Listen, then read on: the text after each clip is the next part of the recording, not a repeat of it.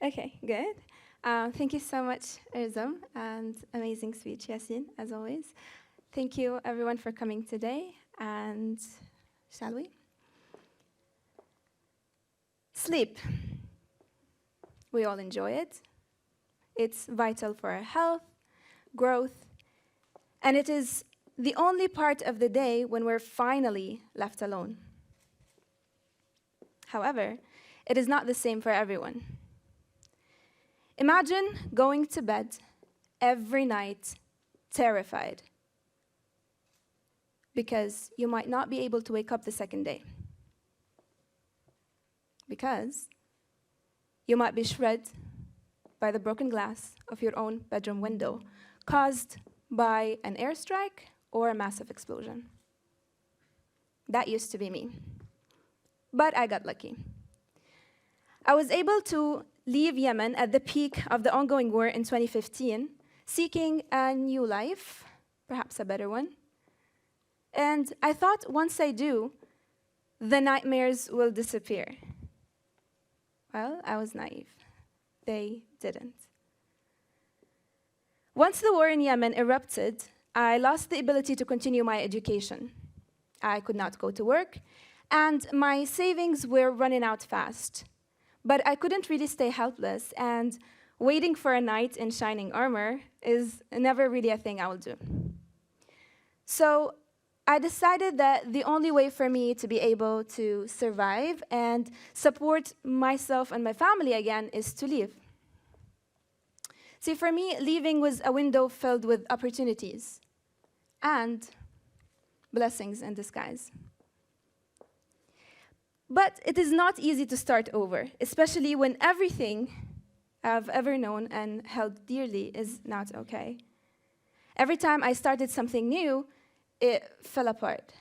I felt like a hamster in a wheel, running in place but really going nowhere. I might have managed to leave Yemen, but I took the war with me.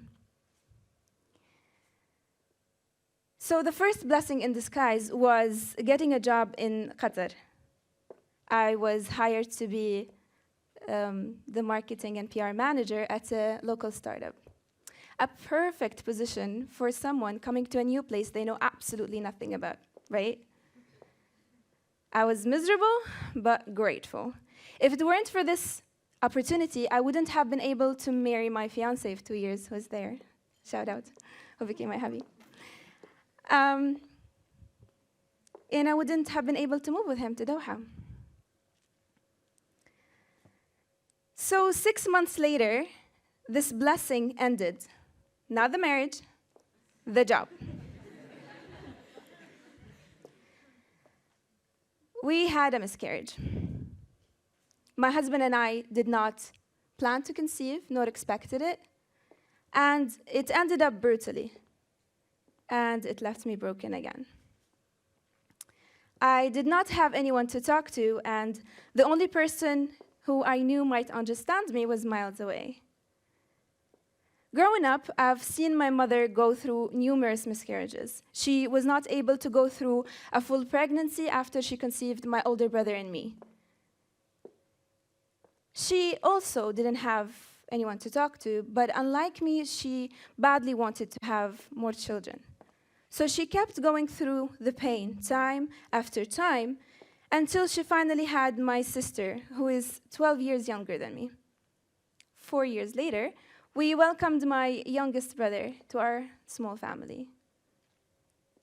Being away, my communication with my mother is very minimal. Every time I get to talk to her, I try my best to be happy and always seem fine. And I could not talk to her about this over the phone.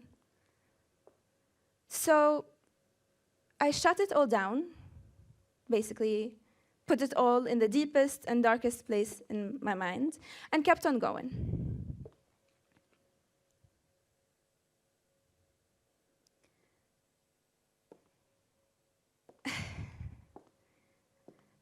It wasn't easy moving to a new place and still not having something to do.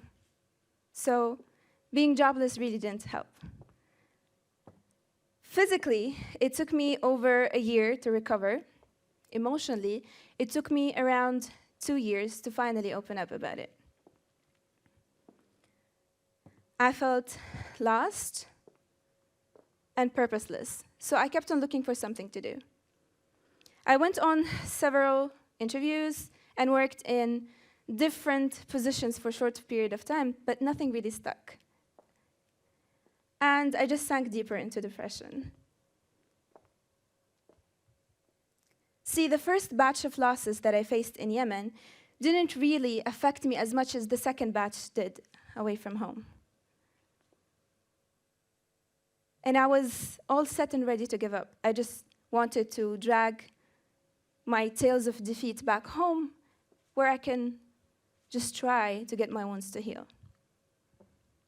And here came the second blessing in disguise. My husband did not let me crumble in my sorrow and push me to apply to Northwestern University in Qatar. I was full on doubts that I'm not going to make it, but he really wasn't. I got admitted into the journalism program with the help of my husband and the support of NUQ's admissions office.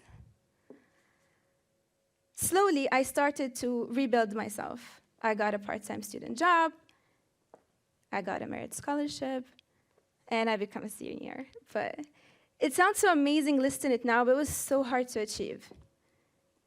And although I managed to transfer some of my credits, I decided to take this blessing full on, and I kept on taking as many classes as possible in both communication and journalism just to combine my passion into. Until I reached a point where I started collapsing again, and I decided that I need to stop and reassess. But the reason why I kept on doing as much as I can and taking as much of a load that I can is that I was full of guilt. My guilt stems from being far and away. And who was I to deserve to leave while everyone I know stayed?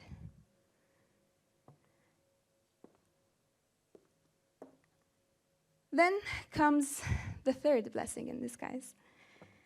So in between my part-time jobs and classes, whenever there was any empty room, I would try to sign up for extra classes outside NUQ. And in the summer of 2018, I was lucky enough to join the Doha Film Institute to take a documentary class. In this class, to my surprise, I was pushed to face my nightmares. It was so hard to open up to strangers and start peeling this darkness layer after layer.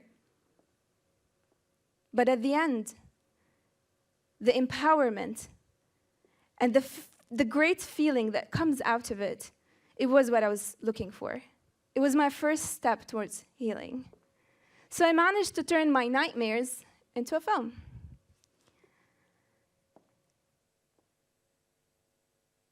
And I kind of liked it. So now I'm doing that.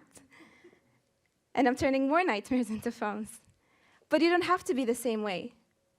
Every single person has their own war, has their own scars and struggles. I managed to twist mine and get a voice not just for me, but for my people and for my country. What about you? What will you do? Thank you.